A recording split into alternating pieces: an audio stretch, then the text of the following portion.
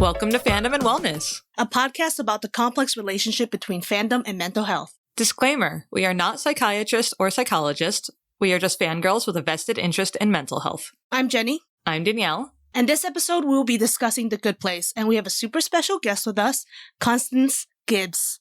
Hello. Thank you for having me, you guys. I'm excited. Let's do this. Thanks for being on. Yeah. So Jenny and I use the pronouns she, her, hers. What are your pronouns? She, her, hers. Thank you. And can you just share with our audience a little bit about yourself? Okay. I am a writer, like in my day job. I write for a children's magazine and I edit for a website called Black Girls Create, where we do critical fandom and like fan fiction pieces and stuff like that. It's pretty cool. I am an all-around nerd, Hufflepuff, Enneagram 9, INFJ. All those things tell you exactly what you need to know about me. Super introverted. And yeah, I do all sorts of stuff like writing on the internet, sometimes for the Nerds of Color and for other like nerdy websites, and talk about TV and movies and stuff. So that's probably it in a nutshell. There's probably more that I'm forgetting. We'll peel back the layers like an onion. Yes, like an onion. I know who you are now, and Jenny, feel free to edit this out, but it's because I've messaged Black Girls Create a bunch of times and I share a bunch of your things constantly. Yes. I appreciate it. We've been meaning to do this episode for a while.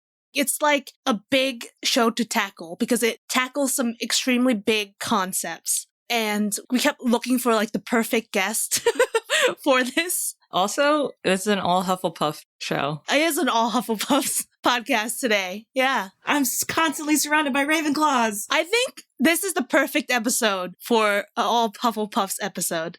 But I found out that Constance wrote an article. You interviewed William Jackson Harper about The Good Place, which must have been really exciting. It was. I was just super nervous. And I remember I was coming home from work and like literally the subways, I live in New York City, and the subways weren't working and I was trying to get home. And so I took a bus trying to get home, and like it took over an hour, and the publicist was like, can you do it 15 minutes earlier than we said? And I was like, I think so, but I'm not home yet. I'm sorry. So it was extra stressful, but I got home on time and we made it, and he was great. He was really nice. Was it before or after the shirtless episode? After. I did my very best it was recently, it was 2 episodes or so before the finale, and I didn't bring it up because I've read other interviews with him and it makes him so uncomfortable, and I was like, well, I would be nice. But it's been a problem because there was some recent post on his Instagram, or maybe some other Instagram, and I got real distracted. I was like, oh yeah, incredibly jacked. Oh man, one of my favorite jokes in that show is why he got so jacked. Yes. Someone told him it would relieve stress, so he just started working out and never stopped. Amazing. So funny. Yes, I wanted to ask you why you love The Good Place. Okay. Well, I think it just starts with Mike Schur, because I'm a huge fan of Parks and Rec, and that is my favorite show. And so when I was like, oh, Mike Schur's doing a show, and I didn't catch it until after the first season, but that was dumb. I just have always had an interest in very casual, very pop culture-y interest in people and how they work, and I guess some psychology. Like I took a psych class in college and did well in it, but then didn't pursue it any further. Story of my life. Right. Like I was just like, oh, I'm doing great. Let's keep it at that and not get any further. I also wanted to do psych when I was like in high school, and instead I did fashion. I mean, valid. And yeah, I think it's just like a really smart show that, you know, as I listen to the Good Place podcast, and Me too. it's so good. Mark Evan Jackson always says it's the smartest, dumbest show on television. Yes. And it's so true because, yeah, there's just the way that they do humor is I really appreciate, because it is like really intellectual jokes that like only nerds would know, but also like there are sports references that I don't know, and really dumb jokes that anyone could laugh at, and good characters and stuff. And I feel like, wait, I had a thought. Oh, I really like what they've always said about like not punching down on their characters and stuff. I think that was really great in the way that like Jason's super dumb, but he's not stupid. They don't like treat him like he's stupid in the way that a lot of shows would. So just the way that they like care for their characters really comes through when you're watching it. And so those are some of the reasons. I'm sure I'm missing many because I've been like fangirling and preaching about this show like since the end of season 1. I love that they hid so much from the cast. Yeah. The podcast is really cool to listen to. I didn't listen to it along with the episodes. I like marathon style listen to it when preparing for this episode. And it's just like a lot of little interesting tidbits that you find out on it. Like almost no one in the cast knew about the season 1 finale. Yeah, it was just Kristen and Ted. And then they like revealed it to everyone else like right before they were going to shoot it or something. And so, the podcast is so good, especially with the conversations we're going to have. Like a lot of the insights of where they came up with this stuff really is like revealed and how they came up with the ideas and people they spoke to and all that stuff is on the Good Place, the podcast. And I love it so much. Like they put out some episode a few weeks ago, like, oh, another conversation with Mark Evan Jackson and Ted Danson. And I was like, yes, I needed this. Yeah. And like, I think that one of the reasons why it's such a good show, which you find out a lot about on the podcast, and it goes along with the whole like punching up instead of down, is that like everyone on the crew works so well together and there's no real like hierarchy. They always go with the best idea, no matter who it's from. Yeah, and I really love that. So Make Sure is never like my idea is what we're doing. It's always whoever comes up with the best idea. Or like if an actor is like, words something better, they always go with it. Which is really cool because most shows are not operated like that, apparently. Yeah, I am also a big fan of Mike Shore. I think he's progressively gotten better at making shows and also making them more progressive in general. With The Good Place, you see that with Brooklyn Nine-Nine. And he's also very good at creating lovable characters and extremely interesting and fun relationships between those characters. Speaking of characters, who are your favorite characters? Chidi and Janet. I think they just represent two sides of me, the anxious side and the slightly robotic side. I'm just like understanding feelings and like observing how other people express feelings and then trying to mirror that. Those two like sides, I think, represent me really succinctly. And so those are my two favorites. Yeah. Oh my God, you worded that so well. I also really love Janet because, as I've said before, I like non-human characters becoming human. It's my kink. It's the best. It's always because when you have these non-human characters becoming more human, you have to think about what makes someone human. You have to think about what makes someone a good human. And Janet has that robotic side that is also makes her extremely funny, but also the human side, which makes her extremely emotional. And she wants to help. Yeah. Oh, the Hufflepuff. Yeah. I think we're all just huge Janet stans here. Oh, and Darcy Carden just can act like no other. I'm just also a fan of her, like as a human. She's so sweet. And something that they say on the podcast is that she just like cries at everything. A lot. Oh no! As I say on the podcast, I'm a big fan of crying. So. And then like when she did the Janet's episode and she like had to embody like every other character. Oh my God. I was just like, wow, I haven't enjoyed a performance like this since Tatiana Maslany. Like she fully Maslany'd it. And I appreciated that. Yeah, it was incredible. That was pretty good. Especially when she was pretending to be Eleanor, pretending to be Jason. Incredible. The levels to it were so good. I also love Jason Manzuka, just because. Yes. I do love dumb characters a lot too. Because usually they're so funny and they're also very pure and non-malicious. And that's just a nice character to like experience. The dumb, like innocent one is always very different than the dumb evil one. There's no way for a dumb character to really be innocent. They're just like so opposite, like that idea. Yeah. There's also different types of dumb too. And I think those are two different types of dumb. One is more like in Jason's case, lack of foresight more than anything. While other maybe lack of intelligence, or I don't think he's necessarily dumb, I also don't believe in intelligence and like levels of intelligence based on, you know what I mean? Yeah. Well, he was also like born yesterday. Jason Mizuka's character, he's like brand new to the world. So he's like, Oh, yeah. Derek, thank you. Because we're saying Jason, I like cannot remember his. Okay, were you talking about Jason Mizuka? Yeah. I was talking about Jason. I know that you were talking about Jason. Okay. That's why I kept saying Jason Mizuka's whole name. And yet, I did not register it. Sorry. I'm like not sure at what point we started talking about Mizuka and then the other one. I thought you said there were like two types of dumb or whatever. Right. So I thought you were like comparing them. Oh, no. Jenny was talking about evil dumb and innocent dumb. But those two are two different types of dumb. So it was all the same conversation. It just slightly veered to the left a little bit. But it made sense overall. Obviously, like, we can't talk about the show without talking about philosophy. There's obviously a lot of different philosophical ideas in the show that Chidi talks about, but the main ones that Michael Schur talks, like, kind of like bases this show on are, one, something called contractualism, which is the idea that we act morally.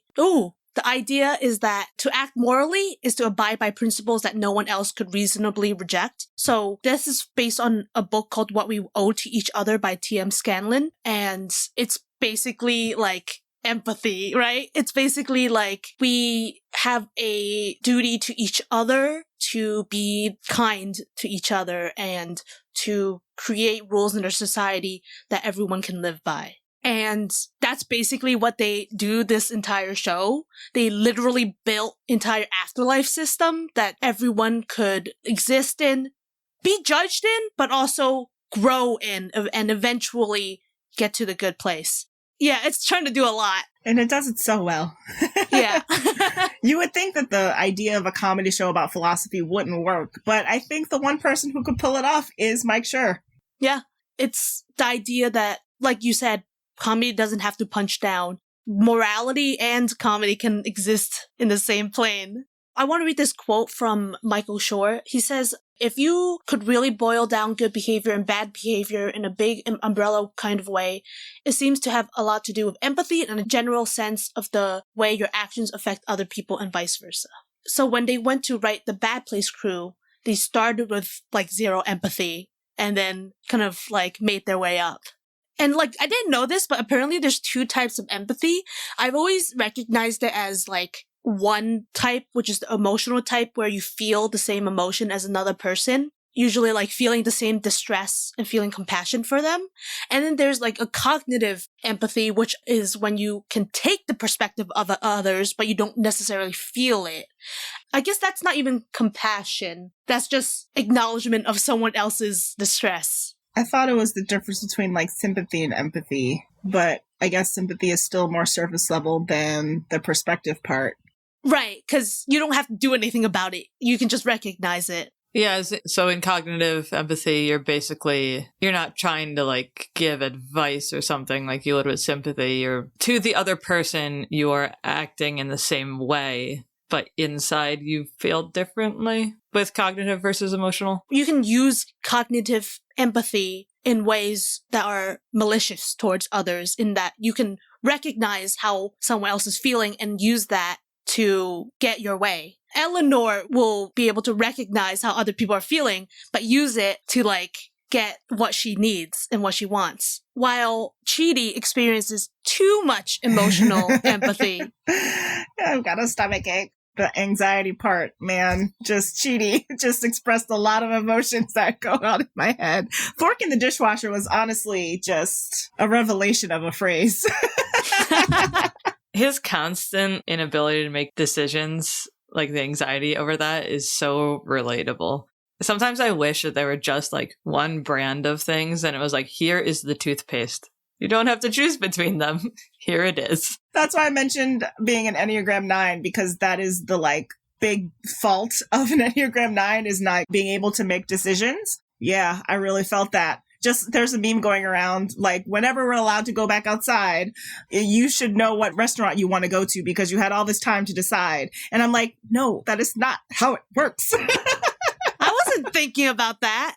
Yeah. I order the same thing every time I go to a restaurant. No, I would like to choose different things, but I need more time than I'm allowed to decide. Maybe there'll be 2 different things, but even that is pretty frustrating for me.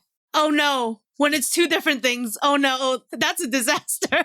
I had to sit there and be like, God, which one do I want? Which one do I want? Exactly. And you know I'll regret it.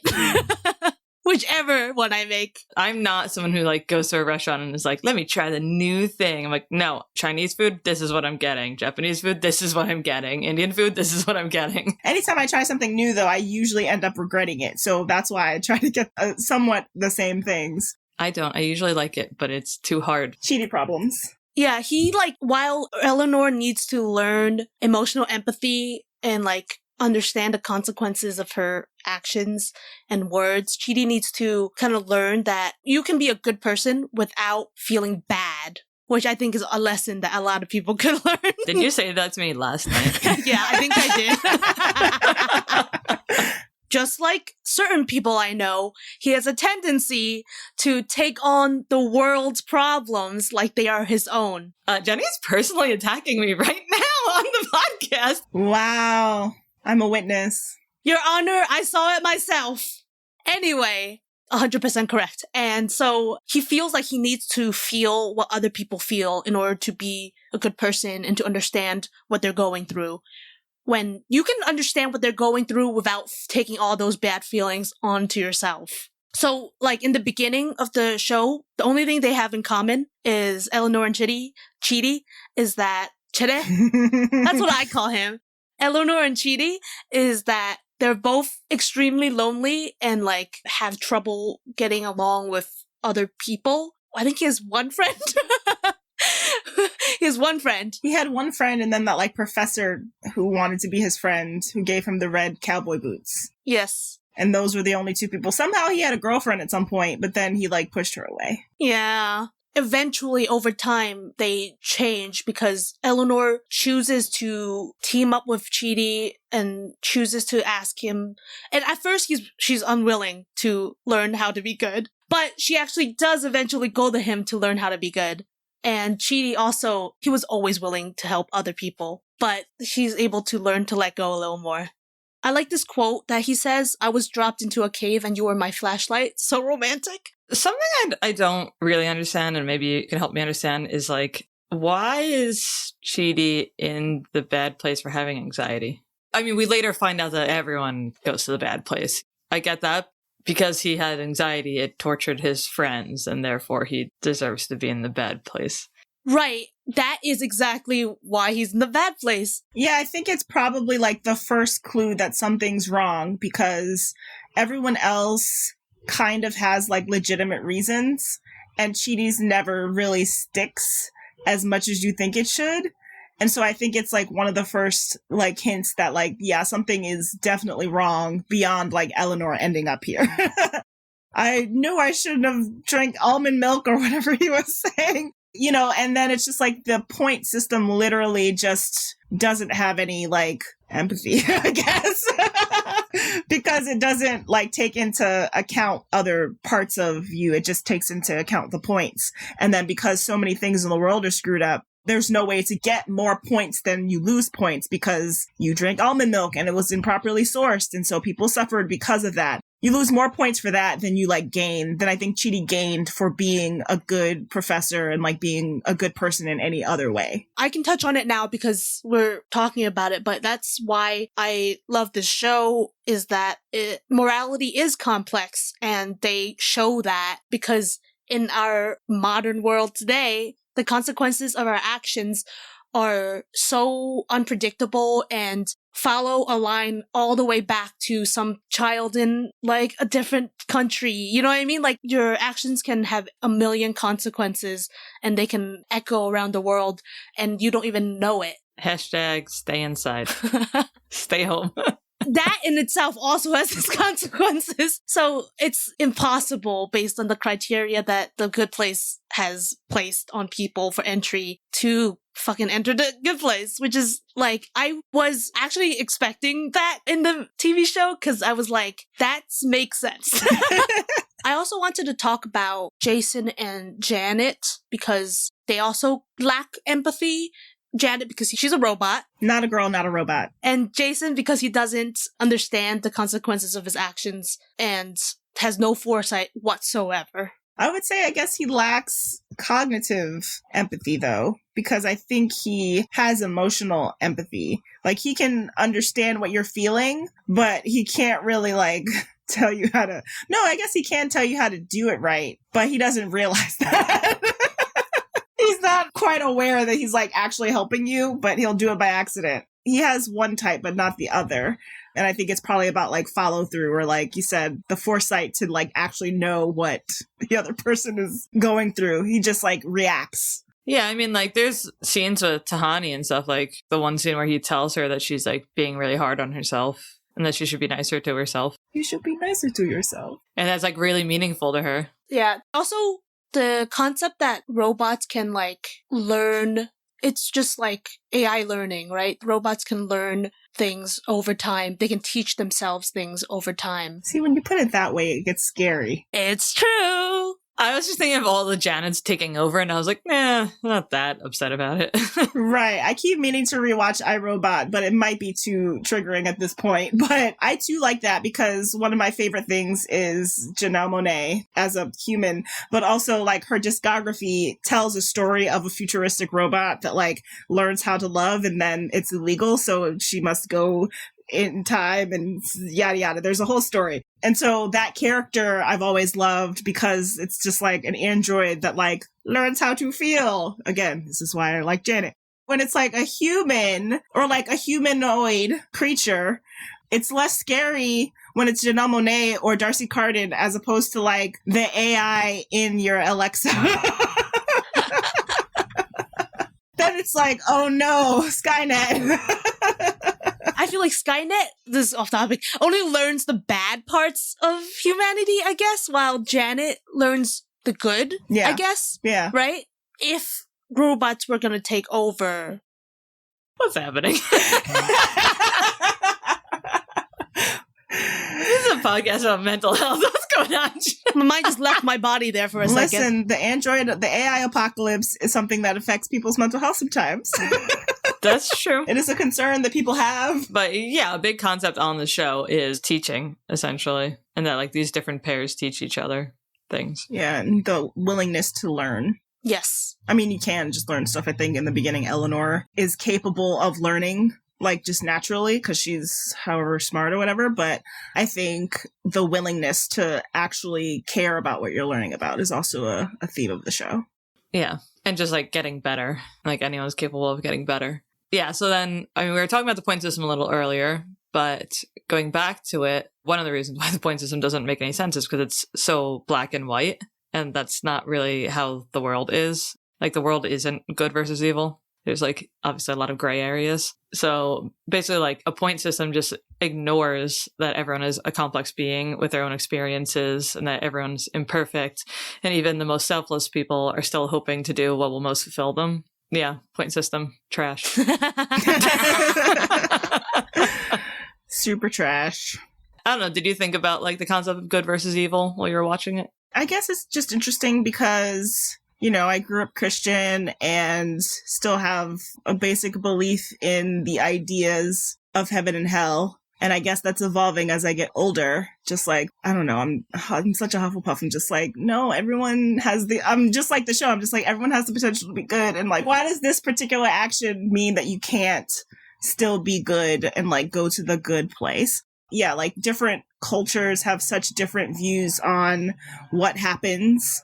It varies differently, but it's like there's often a good place and a bad place. And I know that the show very purposefully tried to make it like a little bit of everything. And like no one was right except for Doug Forsett, who was high off shrooms and got 94% right or 97% right or something. But yeah, I like the idea of the show allowing for growth because they eventually, by the end of the series, it's basically like you're allowed to grow in hell. Like you're allowed to learn how to be a good person and level out of the bad place. But also in the good place, you can still learn and grow and learn how to do whatever you want and experience new experiences, which obviously change and affect you as a person and like as a being. And then you get to decide like what to end it all or whatever. And so that's like both sides have like this level of like, you're always learning and growing. And I appreciated that. Yeah. Yeah, I think a good quote for Michael would be, what matters isn't if people are good or bad. What matters is if they're trying to be better today than they were yesterday. Like, you asked where my hope comes from. That's my answer.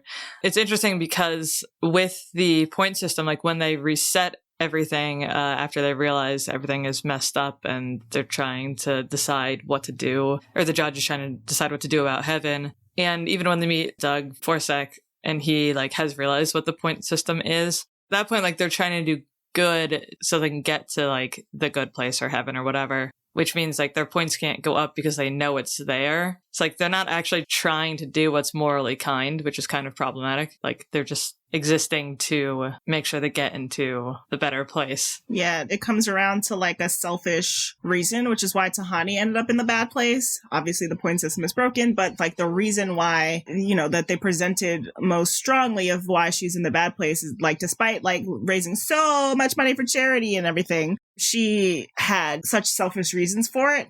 And I think that gets really interesting with Mindy St. Clair. And it's like, she was a terrible person and then did one night of insane drugs and came up with a great idea that did really good things in the world. I guess when she was coming up with this idea, it was completely selfless. And so that's why they're stuck on which way to send her, because it wasn't to get into the good place. Like she wasn't trying to like make a point or get a claim. She just had this great idea and then died. If the point system is so black and white, why should it even matter if the reason is selfish versus selfless? I was thinking a lot about intent, and because they seem to put a lot of emphasis on intent, and I don't actually think intent is that important.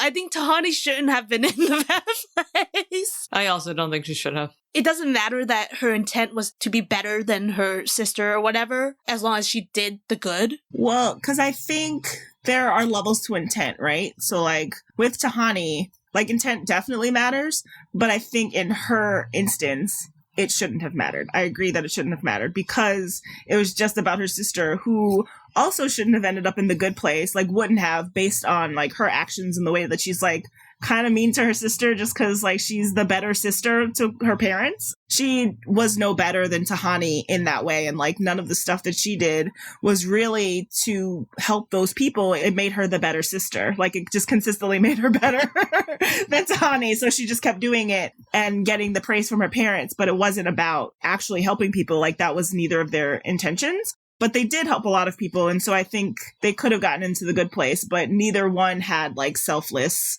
intentions. And I think it matters for, you know, if they were raising money to help people because they wanted to like use the money to like hurt other people, then I think intent definitely matters.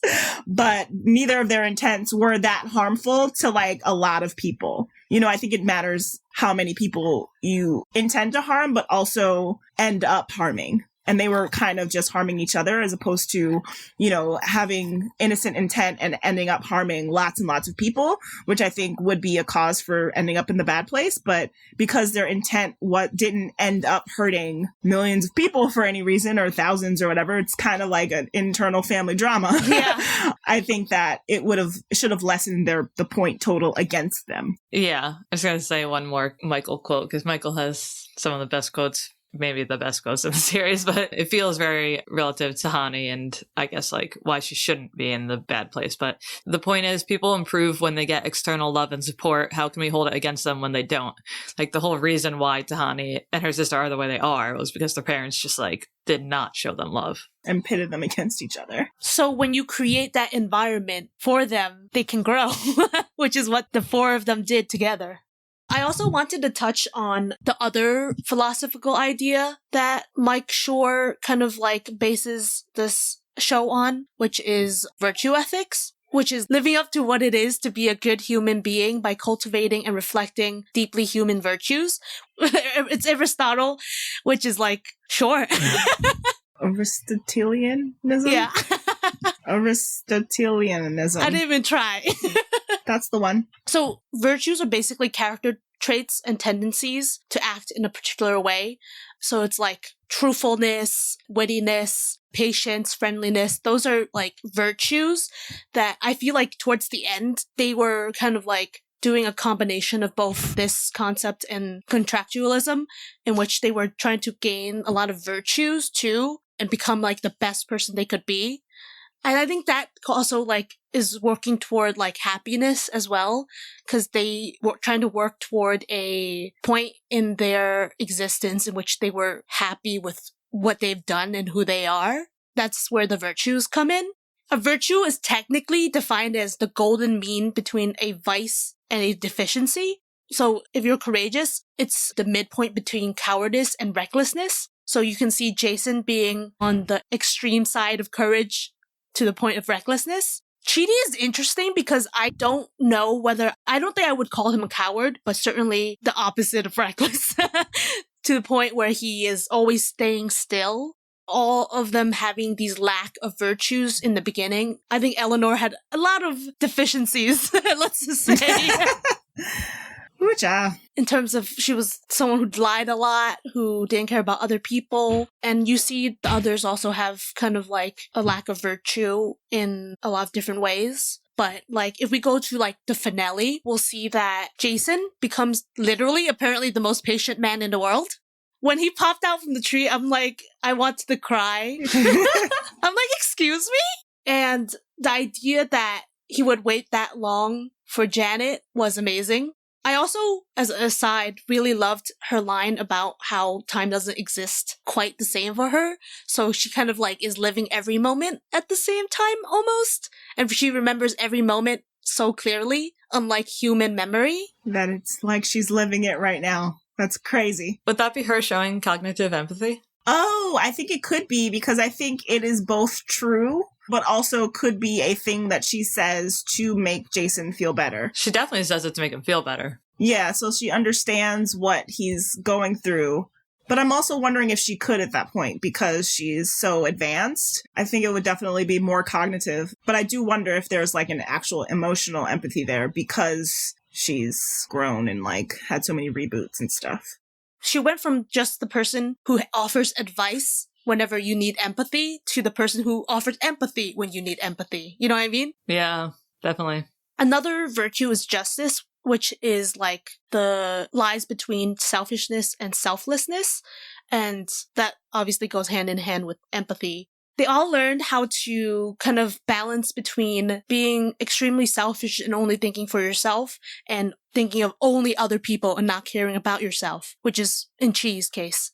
You can see that with Eleanor, of course, because she like is only able to go when everyone else is happy, and Chidi is no longer racked with indecisiveness in the end because he like makes a final decision. He knows what he has to do.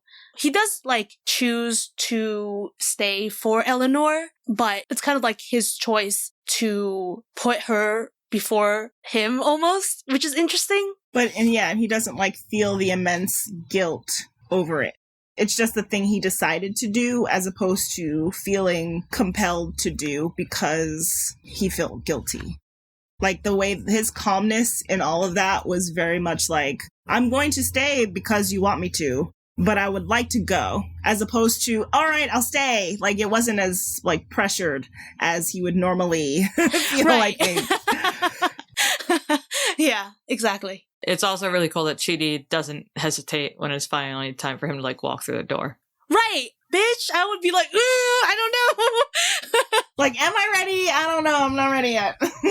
Yeah, he finally he has his mind made up and he just goes because he knows. Yeah. We haven't talked a lot about Michael and his journey, but like he probably had one of the biggest journeys from demon to human. Michael was kind of like the viewer, I guess, because he was like watching this TV show over and over and over again, like wanting to be a part of it as he watched it and like developing empathy and wanting to understand why they did the things they did and who they are. But also reveling in the chaos that happens when things go wrong, which is why we watch television. I really do love the way that this show is like, it really encapsulates the experience of watching television, like so many things about it. Because Michael, I mean, it's just funny that his name is Michael. And I'm like, that was the thing, right? And I feel like at some point they're like, no, it wasn't the thing. But I feel like it had to have been because he's like the puppet master, like making everything like go to chaos, which is literally what the showrunner of a TV show does. Like it's the same job. Exactly. It's all about Mike Schur's like, you know, growth from like a Harvard like comedian bro to like being an empathetic showrunner. Like that's just about what this journey is about. That's great. Yeah, that works. That's what it is. He also like has some great like existential moments that are perfect and like I feel to the core. You're just like, I'm stuck in my feelings. Yeah. How did you feel when you watched the finale? I think I felt at peace in a way that I so rarely do during a TV finale, because I think a lot of times shows during their finales are trying to one-up something that they've done. And obviously The Good Place does that in a lot of ways, but I had a lot of, I guess, anxiety because finale episodes can go so wrong. They can really like ruin an entire show in two very famous instances, How I Met Your Mother and Game of Thrones. My God. And so like, I feel like there was a lot of nervousness there, but I also, again, Parks and Rec is one of my favorite shows. And that was a really good finale for the show. Like, I think the finale just has to match what your show is really. And both of those, Good Place and Parks and Rec, I had faith that Parks and Rec that The Good Place would pull it off, but I was still obviously nervous because I'm like, this show that is so unique and kind of unheard of, and it could technically go off the rails. And so there was like a piece at that I felt relief about and did perfectly for what it set out to do and for the characters that it established and like had grow into, could be like their better versions of themselves. Yeah, definitely. Like it showed Eleanor becoming completely selfless. Like you said, not being able to leave until everyone else was happy. I definitely had the strongest reaction to Hani's parents apologizing without giving any type of excuse for their behavior. No buts. No buts. They just apologized. That was really emotional for me. I love Hani. I also love Jamila, the actress. So good. Is there one that you guys had like a strongest reaction to? For me, it was probably because Jason was technically the first one, and I didn't realize that was what they were gonna do. I was like, I don't think so, honey. I don't think so. Yeah, it was just when I realized they were actually going ahead with it, because obviously I want them to live happily ever after, but they do make a good point that you can't live happily ever after, that death comes for us all, and we need to learn to let go of these characters, and they helped us let go of them that way. Yeah.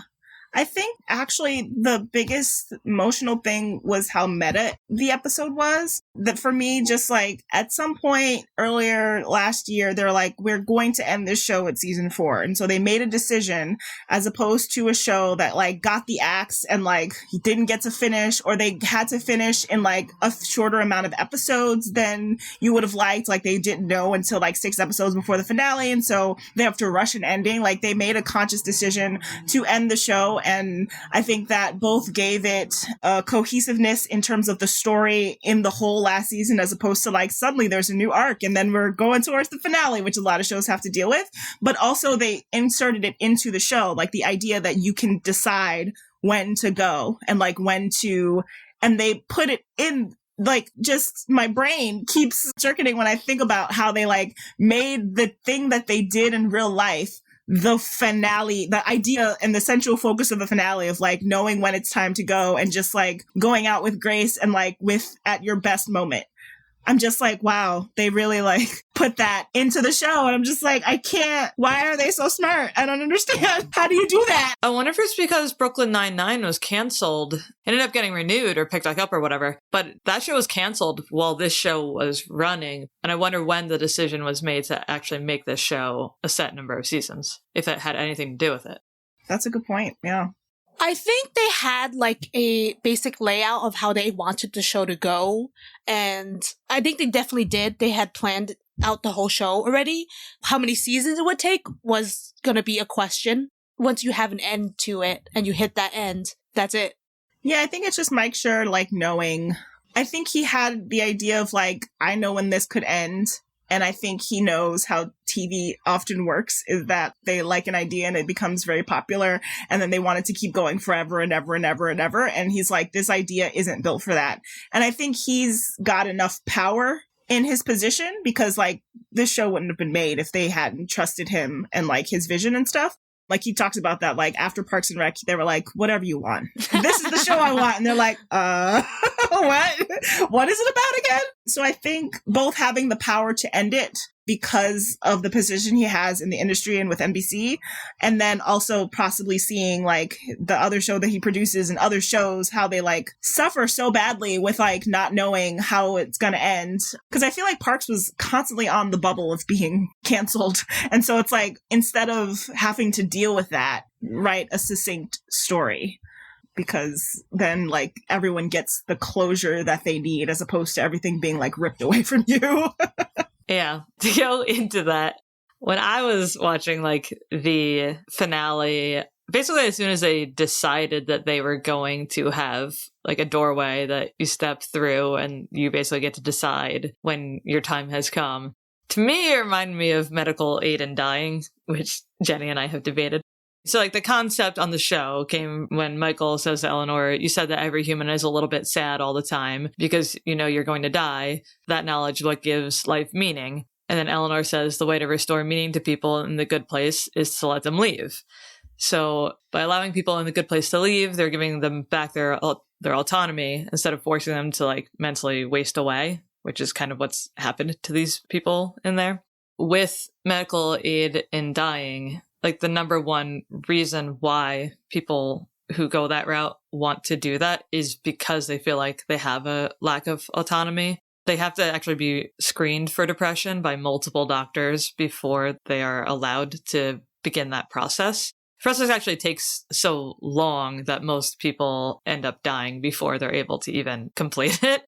There's only 8 states that you're actually allowed to have medical aid in dying that have, like, laws about it. Because of that, there's so many safeguards put in place, which makes sense. I mean, obviously.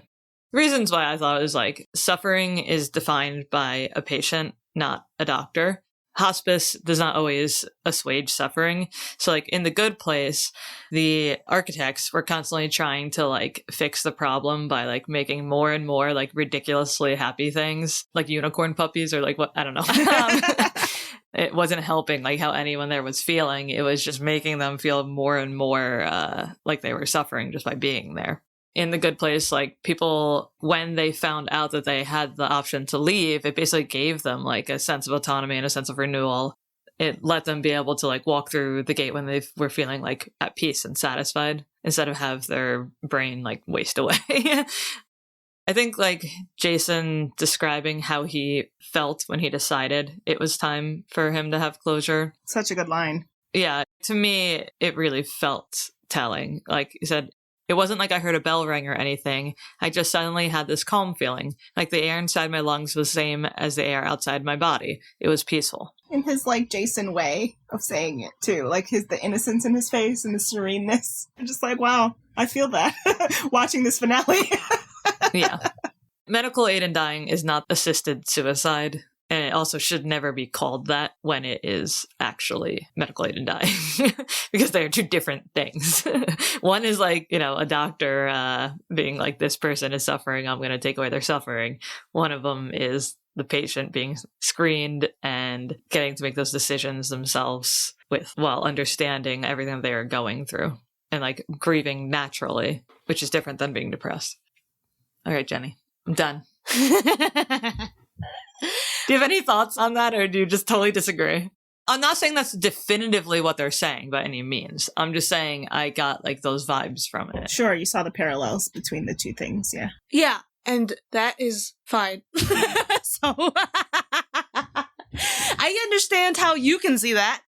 I have to think a little bit more about it because I think that the idea of the good place is so removed from actual reality, because in the good place, you have literally everything you want and There's like, you have everything you want. It's hard because it's such a fantastical situation to me that it's hard for me to liken it to medical aid in dying. Well, to me, it's like they have everything they want, but there's also nothing else for them. So, like, only terminal illness patients are eligible for this. So, like, only people who, like, a doctor can no longer do anything for, and they are in constant suffering. That's why I see the parallel, because it's like, what's her name? The philosopher is talking to Chidi. Phoebe from Friends. Yeah, Phoebe from Friends. Phoebe from Friends. Oh my gosh. It's gonna hurt until I get it. She's describing their situation as, like, completely hopeless. They are dead. They can't go anywhere else. So they are just trapped in this situation of endless monotony. And it's almost like suffering to them because, like, her whole life was being a freaking genius. You are 100% correct in that, like, before they had the option to leave, they were suffering. Okay, I see it now. I see it now. Once they do get that option, they have all these tools at their fingertips, while in real life, there's no other life that they can live. Yeah, obviously the difference is in the good place. When they have a sense of renewal and they can keep living, then all of a sudden it's like, oh shit, I'm in the good place and here's all this cool stuff. Let me live for as long as I want. Whereas in medical aid and dying, yeah, obviously, like, the next step is you die. But you still are getting the same sense of relief because you now have autonomy back, which is, like, the one thing that I guess, like, they really want at the end of life. So that's what I'm likening it to. I'm not likening it to, like, okay, they get to now, like, have a bunch of happy shit. Obviously. I know. Yes, I know what you mean. Hypatia. Patty. That's what it was. I had to Google it because it was going to kill me. Okay. It was going to hurt, like, wiggle in your brain. There we go. Phoebe from Friends also works. Yeah. Honestly. I think the big mental health issue that comes to mind when I think about The Good Place is obviously Chidi's anxiety. He's probably the most distilled example I can think of in media of anxiety and indecisiveness. He exhibits the key signs of generalized anxiety disorder. Constant worry and difficulty controlling that worry. Check. A need for external validation that causes him to define himself by his academic accomplishments. Oh, yikes, burn. Ouch. Check. A propensity to think of negative possibilities. Yeah, sometimes. Always. And general restlessness.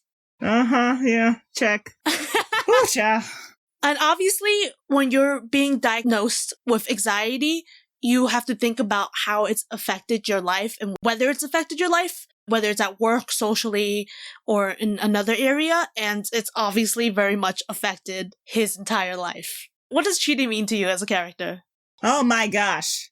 I'm just like checking off all those things and like all the times when I only recently come to the understanding that I have generalized anxiety disorder and looking back on times when I was like reacting because of that and didn't realize it until recently. Like I was talking to someone earlier and it's like, I live in New York City, so I don't drive because you don't have to. And so I never learned, it's not part of schooling or anything. But plenty of people who grew up in New York eventually learned how to drive. And when I was 16, I got behind the wheel of a car and I made it around the parking lot once and it was fine. But I started laughing and crying at the same time. Like I couldn't pick an emotion. And so I did both of them at the same time. And it took me so long to realize that that was an anxiety attack because I was so nervous and I still don't know how to drive 15 years later. And so it's like this thing that has prevented me from doing a thing that normal people do. Like everyone does this. And I just have such a fear of it. And like it obviously anxiety presents in plenty of other ways in my life, but it's probably like the biggest thing that I've not done that is just like a normal thing that people do. Yeah, it's just like a thing that everyone does and can do. And there's no like, you know, they're always like, there are plenty of people on the road who shouldn't be driving who do because it's so quote unquote easy. And no, it's not. No. Yeah. And so like seeing a character like Chidi who has a terrible time making decisions. There are certain things that I have such a hard time making a decision on, so I'll wait till later. And it's not as crippling as Chidi's is. Like, I can eventually make a decision. Like, it's not simple things like which hat. No, sometimes. Maybe sometimes it is. But it doesn't affect me to the extreme degree of Chidi because obviously he's a TV character. And I just don't have that degree of, like, indecisiveness, but like the thing what we were talking about earlier, like going to a restaurant and like having to decide, like, you know, if I can look up the menu beforehand and kind of have an idea, it's not even that I need to know what I want. I just have to have an idea of like what the options are, because if I'm given too many options, I need a longer time to process like what I want, because I'm a feelings-based person and not like, I think that's probably the difference between me and Chidi. I think Chidi's probably like a thinker, like a TJ in the Myers-Briggs functions thing, and I'm a feeler, and so I just have to know, like, I just have to see what I'm feeling about it, and sometimes that process takes a little longer, and so, like, the fork in the dishwasher was really, it was so visceral because it's such a, like, clear analogy. I was just like, yeah, that's exactly what it is. You're just like, especially when someone, like, pressures you to do it. So it was really great to see a character like Chidi go through that, especially because he's Black, and that's something you don't see a lot on television, of like diverse characters, especially Black people experiencing anxiety, because there's, you know, all these stereotypes and tropes that are so negative, and this is like the strong Black woman and like, you know, a strong Black man and all this stuff where it's like they take away the like emotion, like the deeper emotions that everybody feels, Black people too. It's really great to see a character like Chidi just on television. Yeah, I was reading this article that Malcolm Venable wrote about how Chidi helped him navigate his own anxiety. Really enjoyed reading it because he was like really vulnerable about realizing that he has anxiety while being highly competent at the same time, which can exist at the same time. You can be highly competent while extremely anxious. Even though Chidi will hyperventilate when faced with every single challenge, he's gonna move forward and still be strong, right? He just not in like non-anxious way.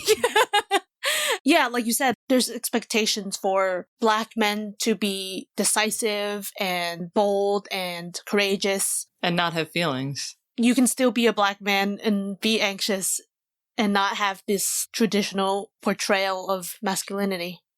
I identify with Chidi a lot because he has a tendency to kind of imagine the worst case scenario or a million different scenarios. And I think I might have mentioned that I have what I call chess brain, where I think about every single possible move. But I can't play chess. Jenny's the only person that is not my brother's who's ever beaten me at chess, and it was really fantastic to lose to her. You're so good at losing. Like, free of any ego whatsoever. No, I'm really bad at winning. I have a really big ego when I win. Don't talk me up too much. That's an interesting switch up, though. But also, so we were talking about earlier about us all being Hufflepuffs, because I feel like that's the thing of like... It's because I need to prove myself. A good sportsman. If I win, I'm like, see, I can do it. But, yeah. if I lose, I'm just like, good job, Jenny. That's adorable.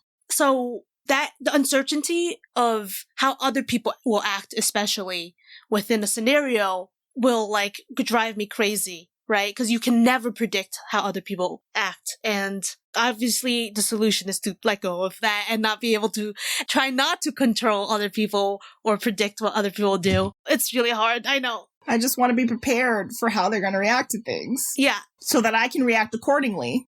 Exactly. Just like Chidi, the constant struggle between the struggle to weigh the needs of other people against my own is also really difficult because there's no right decision, is there? It's just the decision to have you benefit from something or someone else benefit from it. Yeah. I mean, I've learned these things about myself before I came to the good place, but it like helps encapsulate like why I like personality tests. Like I introduced myself, I'm a Hufflepuff, Enneagram 9, INFJ, because they tell me a lot about myself so that I can react to others accordingly, which is so Enneagram 9 of me, because it's like in the Enneagram system, like listeners can Google it or whatever, but an Enneagram 9 is one of those types that constantly gives up their own happiness and security and voice in order for other people to be able to talk. And so like you're having a conversation and everyone's talking and you have something to say, but you can't get it out because everyone else is talking and you don't want to intrude and you don't want to interrupt because you don't want anyone else to feel like they're being interrupted. It's that thing that I think Chidi kind of has too. And so he just like embodies like this person where I'm like, yeah, this is why I learn all these things about myself, because it helps me both interact with other people and also try not to fall too deeply into those like negative habits that seem like I'm being really selfless, but I'm still not, I guess, not being good, but going back into the good place idea, I'm losing points because like I could have said something and I didn't because I was afraid or didn't want to interrupt or whatever. That's why I like use those systems to like identify myself, because literally if you look them up, you probably learn everything you need to know about me. Yeah, that's a hard decision. To speak up or to let other people talk. Life is full of some people find them easy. We do not. Extremely difficult decisions. And that's why I relate to Chidi so much. What I've learned from my therapist is I should try to disregard extremes. Do you have like conversations in your head before you have a conversation with someone? Yes. And you're like, of course. Several going both ways. Like, oh, it could go well, it could go terribly. Let me plot out which both ways. and then are you extremely disappointed when it goes the wrong way? I don't think it ever really goes the way you think it will. Yes, it never goes either way. It doesn't go any way you think it will, so why bother even trying thinking of it? I know, but like, what else are you gonna do? I'm always like so certain it's going to go one way and then it is disastrous. And then I'm so disappointed and upset with myself. It's probably not disastrous, right? Right, in like the actual scheme of things, but personally it's disastrous, yeah. Like you'll, have expectations about, I know when I was job hunting, it'd be like, I'd have the conversation in my head about like how I would get the job and how I would tell all the people and what I would do. Like I really convinced myself that if I talk about something too much, I'll jinx it. But then I'm always constantly thinking about it and therefore kind of jinxing it. It's that thing, that like debate that goes on in my head, like, oh, I'm thinking about this too much, or I've told too many people about this, so now it's not going to happen. I don't know what you do. I still haven't figured it out. Like, it changes so frequently. On the other hand, you can try to think, I'm trying to secret this into the world. Right. And then, but that's the disappointing part. That's the disastrous part when it doesn't happen. Because it's like, but I thought I manifested this. Yeah, it's hard. For sure. Danielle, you wanted to talk about Eleanor and Tahani? Okay.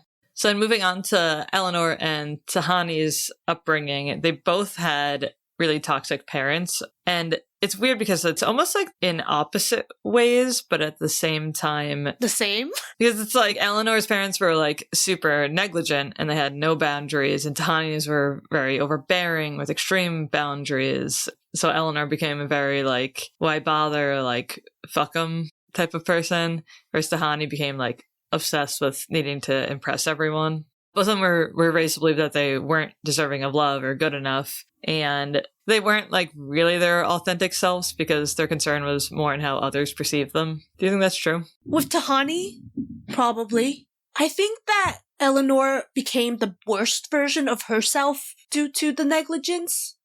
And she just expects people to ignore her or do her wrong. Yeah, she became the way she is because of that.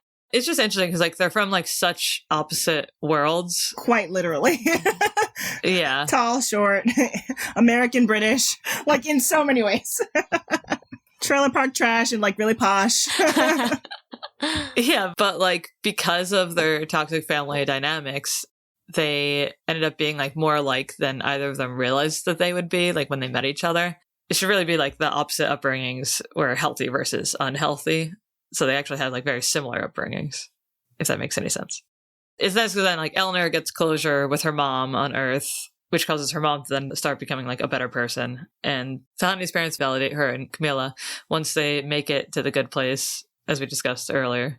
I feel like Eleanor and Tahani like teaching each other that like they both deserve love. And obviously like Chidi and Jason and all of them helping them too, like help them help other people. Everyone's just helping each other. It's all about balance, I also want to touch on Kristen Bell because I know that she's opened up recently in the past few years about how she also lives with anxiety and depression. And it's always nice to have a person in the media in real life kind of open up about their experience to show people it's real and even they suffer with it. she presents as a very bubbly human being. And for a while, that's what she wanted to present, but she felt like it was being dishonest to the audience and to people. And she thought she could help people more by showing the whole truth and who she really was and show that she's suffering from it, but also getting better. And just like her, you can get help from your family, from therapists, from support systems. So I think that's really cool. Yeah, I'm much more inclined to like follow or care about a celebrity that actually like admits that they're human. Yes, I was literally thinking that just now. I think it's probably why Chris Evans is my favorite Chris.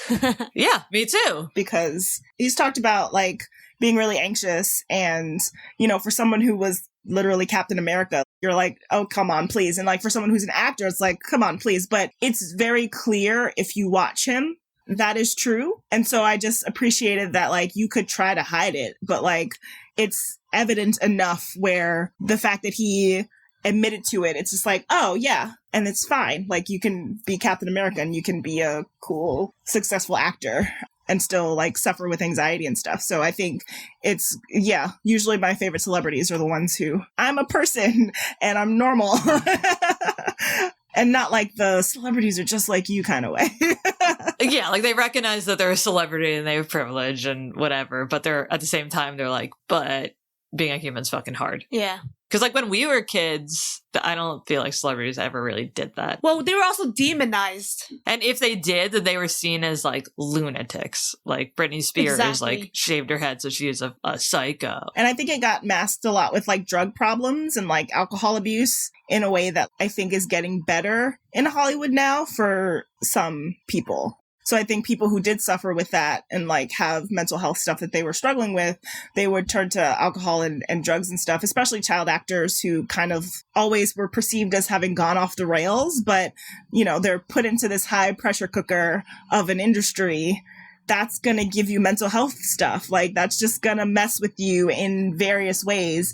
And then they didn't get to turn to any kind of support system or, you know, help that they needed. And so they had alcohol and drugs and stuff that they were able to use much earlier and with more frequency than a lot of people can. So I'm hoping it's better than it was, especially in the 90s for like people who we were looking up to. Do we have any final thoughts about The Good Place? I like the concept that if soulmates do exist, they're not found, they're made. Just a really great line. A really great line. Yeah. Just like, why is Mike Schur great at this? It just like goes against everything that like we were taught as kids, that like, you know, you just immediately fall in love and that's what it is. But it's actually, that's lust, not love. Yeah. I also want to read a quote. This is a Chidi quote. That basically, why choose to be good every day if there's no guaranteed reward that we can count on in the afterlife? I argue that we choose to be good because of our bonds with other people and our innate desire to treat them with dignity.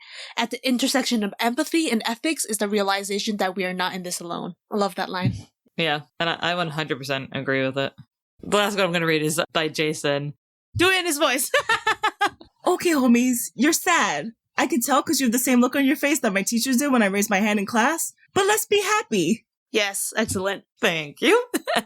I really do like the concept that if you can decide to be happy in a moment when you're hurting or frustrated or anything like that, then it can completely turn the situation around. And that it's like, it's such a hard thing to do, but that's something that I have practiced doing with myself a lot. And it has really helped me. Yeah, I think that's my general philosophy, but it's annoying that it's been difficult to do it because I've seen lots of pushback against the idea of like, you can just decide to be happy. Because I acknowledge that is not always true. Like that is not a thing that you can do. Yeah, of course. It's extremely hard. It's just good to hear someone else in 2020 say that, because that is something that I try to practice. And I know that it's not something I want to like proclaim because I know that not everyone can do it. And I've had that like realization. But I think that, like you said, if you can do it, I think it depends on the situation too and like how deeply it can and does affect you or whatever. But I'm definitely just decide to be over it kind of person and try to be happy about it. And then like that turns around and then I've like moved on from whatever it was. Yeah. I will dwell in bad feelings for an extremely long time. So that's my way of not doing it, is just like, if something is going wrong, I have to actively be like, okay, no. It just takes a lot of conscious practice. For sure. Because if you're anxious and unhappy all the time, you have to constantly try and think, I'm happy. Yeah, you have to constantly think about it. And there's just moments when you're like, what is the point of being upset right now when I could just be happy? That is literally what I think in my head. Like, literally, word for word. For me, it's like the "this is fine" meme, where it's just like, I just have to tell it, this is fine. It's not even necessarily about like happiness. It's just like, this is not a problem. Like, this is fine. And just like convincing myself that this is fine. Like, what we're going through right now, it's fine. It's fine. And then you eventually, it's like, oh, it is fine. Okay. Exactly. Well, because we talked about the Good Place podcast so much, in honor of that podcast, at the end, Mark Evan Jackson, who plays Sean on the Good Place, by the way, he always asks the guests and himself, what's good? So you can start. Constance, Yeah. in this completely uncertain world right now, what's good? I would say, besides the Good Place, because that's what we were talking about, and that is definitely good, I would say that video chats are good. Like you were saying, you know, we are living in a very uncertain, crazy time, and I know that I'm super introverted, and like, I live by myself. I like living by myself, but sometimes you can spend too much time by yourself, especially when you have an anxious brain. So the ability to still be able to talk to your friends and family and loved ones is good, because despite how introverted I am somewhat social. Like, the point of me being introverted is that I gain energy from being by myself, and then I have like a lot of social energy. And like I did on this podcast just now, I just like ramble and talk until I get it out. Video chats with friends while you're all in your separate apartments staying at home is good. Jenny, what's good? Have you heard the word of The Untamed? God, you're obsessed. All I think about is The Untamed. I go to sleep listening to the soundtrack. I wake up, it's stuck in my head. It is bad. Anyway, for any of you who don't know, But it's good. The Untamed is a fantasy Chinese drama about two ghost hunters who are in love. And there's betrayal, there's death, there's coming back to life, there's everything. You'll love it. Try it out. And they're gay, right? Not according to the Chinese government. I was gonna ask if they're in love was I can see it, that it's clear, or if it was actually textual in the show. It's textual in the book it's based on, so close enough. Oh, interesting. What about you, Danielle?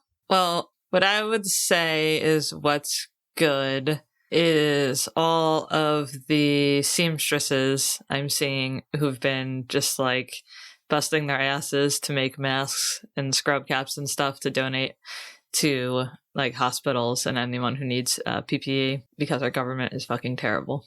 And I'm hopeful that people will start realizing that that's socialism, not capitalism.